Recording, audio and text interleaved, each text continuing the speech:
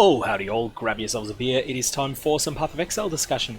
Today I wanted to talk about one of the jackpot harvest crafts that doesn't necessarily look like a jackpot one. And that is, from the Wild Homonculus Grain, you have a slim but not terribly low chance, I'd estimate it at 10% for each one of these that you harvest, to get an ability to transform Delirium Orbs, a whole stack of them, from one type into another. Now this is considerably more valuable than it might look at first glance.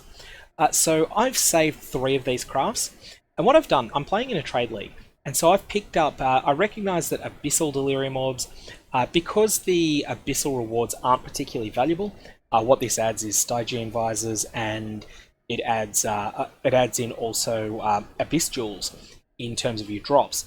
These aren't particularly sought after, and as a result, the Abyssal Delirium Orbs aren't in huge demand normally.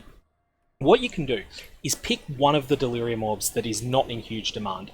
The Talisman one is a good choice, the Unique Item one is a good choice, the Armor one's a good choice, the Abyss one's a solid choice as well. Just whatever you can get your hands on 10 of. This is going to take a trade league, you're not going to be able to do that in SSF. If you're playing in solo self-found, instead what you want to do is just look through your own stack of Delirium Orbs for the biggest pile that you've got. Of the same one. You probably won't have very many repeats, but you know, maybe you've got 3 of the Armorers ones if you've been running lots and lots of maps. Then what you want to do is just as simple as use this, change a stack of Delirium Orbs into a different type of Delirium Orb. Keep going until you get something premium. Timeless Delirium Orb is Legion, and I think from memory that is not particularly valuable, but again, because I'm in a trade league, it's as simple as just checking the value on the website poe.ninja. And so what I'll do is I'll jump across to that now. And you can see here that this gives a list of what people are trading these for. So you see that Skittering Orbs, which are the Scarab ones, they're the top value one. The reason for that is that these just give you a staggering amount of Scarabs when you run a map with this. Absolutely staggering amount. And Scarabs mean that when you use Scarabs, even the undesirable Scarabs, a lot of them increase the chance of getting a Delirium Mirror on a subsequent map. So these are really popular for that reason. Diviner's Delirium Orbs because stack decks are always good. Blighted Delirium Orbs because blighted maps still sell well. And the Obscured Delirium Orbs drop enough Purified Breachstones to be worth your effort. So they're the top 4. Then there's the ones that are less valuable but still okay. And you can see here that the Timeless one that I just got is in the less valuable but still okay category. But because I've got several of these crafts, I'm going to be greedy and I'm going to roll over what I just got in the hope of trying to get something better. You probably shouldn't do that if you, in my case. You'll see that I've gone back to the Abyssal ones there. This is no guarantee, but there's a reasonable chance of getting a big upgrade. A Foreboding Delirium Orb. That is, again, in the category of better than most, and in fact, I'm not going to roll over it because I've only got one of these crafts left.